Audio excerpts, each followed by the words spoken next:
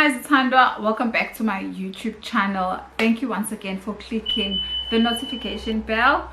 And if you're new here, my name is Mncwaaa. Thank you for choosing this channel, and I'd like you to stay and become part of my family, so why don't you subscribe? Alright, on with the business of today. We are creating this bold eye colorful look. So yeah, let's get into the video. Don't waste any time, let's just do it. There we go. I've already done my brows off camera. What I'm doing now is just cleaning them with my MAC concealer palette.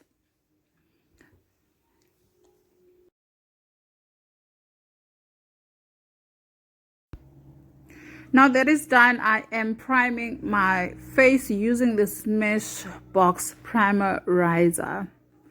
This is a very nice moisturizer that I prefer using whenever I'm going to use a mattifying foundation. Onto the eyes again, I'm using my LOV eyeshadow primer to prep my eyelids, and I'm bringing you guys in so that you can see exactly what I'm doing. Not that you are not close enough, but I always prefer bringing you guys in and zooming so that you see exactly what I'm doing with my eyes. I'm using my Flow Lily palette, white Lily palette. This is my favorite eyeshadow palette, if you haven't noticed. I'm just laying there. I was laying that shade as a transition shade and also setting my primer. Now I'm using the Revolutions Zebra palette, and I took that nice orangey shade and I'm just placing that on the crease area of my eye. So I'm trying to build the pigment. Yeah, that's what I was doing. Okay, now I'm using this yellow shade. I honestly wish that this yellow was as pigmented as I wanted it to be, but for this look it actually does the trick. I didn't want the yellow to be too bold. Putting that above that orange shade just below my brows, because I want it to be like sort of a sunset eye when it transitions and when the whole eye is done. Now I'm taking that green eyeshadow color from the Revolutions Zebra palette still, and I'm just placing that on the lid area. Again, I'm trying to make sure that this is as pigmented as possible, so I am just trying to dip in and dip back into the eye just to place it. Okay, now that I'm done with that, I'm taking this yellow eyeshadow, this orange and this reddish shade, mixing all three, and I'm just intensifying the crease area using my favorite color brush. This brush is from Discam. It's absolutely amazing. I had to get another one from the same brand, so I really love these brushes.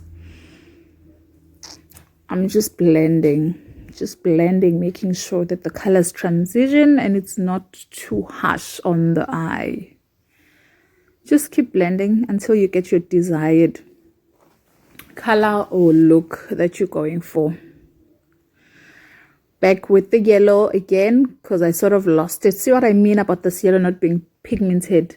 So I had to just keep dipping in and out to just make sure that the yellow also stands out.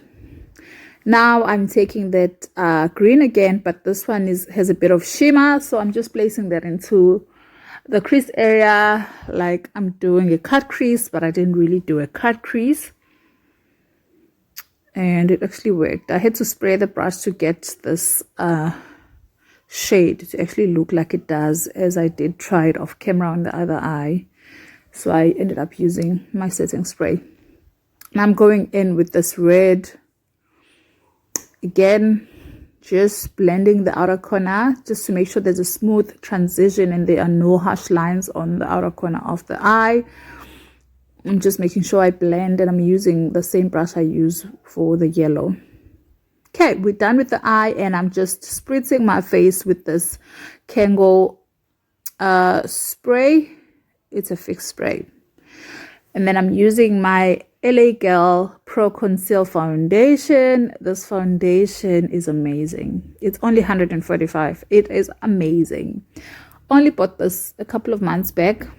No, not even a couple of months, in March. So yeah, it's a couple of months back. Yeah, so I bought it in March and I absolutely love it. Look at the coverage. Before I even talk about the concealer, because you saw I'm using the Candid Revlon concealer. I'm going to use 2 shades, but let's talk about the coverage of this foundation. This is 2 layers of the foundation. It's amazing. It feels good on the skin. It feels light, but you get such beautiful coverage.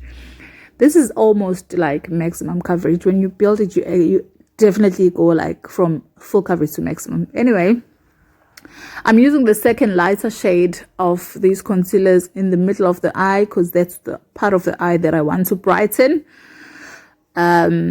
Yeah, and also these concealers are not full coverage, so I always try and just use a little extra and sort of leave them under my eyes a little longer than I usually do with concealers. And then I'm covering my mustache using the Sorbet Beauty Blender.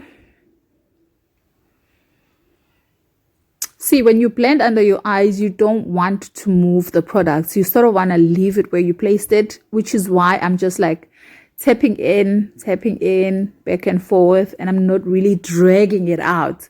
I'm just tapping in and leaving it exactly where I had placed it, so that I get enough coverage, and also I don't end up now highlighting my whole face. That's the trick. Same with the bridge of my nose. I sort of like pinch the beauty blender when I get to the bridge of the nose so that it stays where I want it to stay. On to contouring, because we're contouring today, darlings. We are using the Pro Conceal LA Girl Concealer, a dark shade, so you have to use 2 to 3 shades darker than your skin tone so that we can clearly see that you've contoured. You don't want to use a shade that it's way too light. And to be honest with y'all, contouring I do when I do full beats, like when I'm doing like a full beat, then I contour, or when I'm doing like a date night or like a night out type of makeup look, then I contour. Or when I'm going to take pictures and I want my face to look sculpted.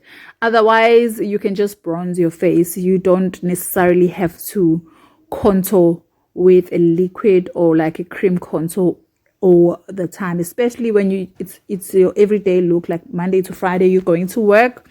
This step is unnecessary. That's why you don't see me do this on all my videos, especially when I do beginner makeup looks.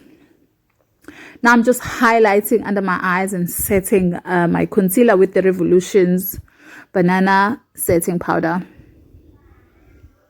Again, you don't want to move this too far out. You just want to place it where you had put your concealer, because you're just setting your concealer and also highlighting, because this banana powder is nice and yellow.